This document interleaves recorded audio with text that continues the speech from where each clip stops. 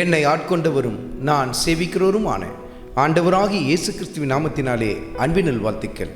கிறிஸ்து இயேசுவுக்குள் மிகவும் பிரியமான அன்பு சகோதர சகோதரிகளே, லூக்கா எழுதின சுவிசேஷத்தில் 12வது அதிகாரத்தில் 33வது வசனத்தில், உங்களுக்கு உள்ளவைகளை விற்று பிச்சை கொடுங்கள், பழமையாய் போகாத பணப்பைகளையும் குறையாத பொக்கிஷத்தையும் பரலோகத்திலே உங்களுக்கு சம்பாதித்து வையுங்கள், அங்கே திருடன் அணுகுகிறதும் இல்லை, பூச்சி கெடுக்கிறதும் இல்லை. நாம் எங்கு பொக்கிஷத்தை சேர்த்து வைக்க வேண்டும் என்று சொல்லி கர்த்தருடைய ஆவியானவர் இந்த வசனத்தில் சுட்டி காட்டுகிறார் பாருங்கள்.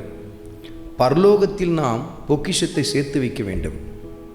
அங்கு எந்தவித பூச்சியோ திருடனோ அணுக முடியாது என்று சொல்லி கர்த்தர் சுட்டி காட்டுகிறார் பாருங்க. ஆனால் இன்றைக்கு எத்தனை பேர் தங்கள் சொத்து பத்து சுதந்திரங்களை எல்லாம் பல மடங்கு இந்த பூமியில் பெருக்கி கொண்டே இருக்கிறாங்க இல்லையா? அதுக்கு தலைகீழாக தானே நடைபெற்று கொண்டிருக்கிறது. ஆனால் கர்த்தருடைய ஆவியானவர் கர்த்தரை பின்பற்றி போகிற நமக்கு கொடுக்குற ஆலோசனை இதுதான்.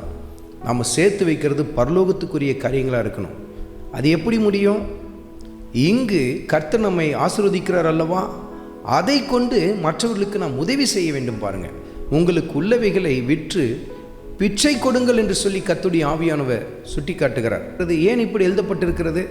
கடன் கொடுங்கள் என்று சொல்லவில்லை. கடன் கொடுத்தா என்ன அர்த்தம்? மீண்டும் வருன்ற எதிர்பார்ப்பு நமக்குள்ளே இருந்து கொண்டே இருக்கும். இன்னும் சில பேர் கடன் கொடுத்து அதன் மூலமாக வட்டி தொழில் செய்து கொண்டு இருப்பாங்க. அதெல்லாம் பரலோகத்தில் பொக்கிஷத்தை சேர்க்கிற காரியங்கள் இல்லை. மாறாக பிச்சை கொடுங்கள் என்று சொன்னால் நம்ம கொடுக்குற காரியம் திரும்ப நமக்கு வராதுன்னு நமக்கு நல்லா தெரியும். திரும்ப வரக்கூடாது என்று சொல்லி தான் நம்ம கொடுக்குறோம். அதை அப்படி கொடுக்கப்படுகிற காரியங்களுக்கு தான் பரலோகத்தில் பொக்கிஷங்கள் சேர்த்து வைக்கப்படும் என்று சொல்லி கர்த்தருடைய ஆவியானவர் சுட்டி காட்டுகிறார்.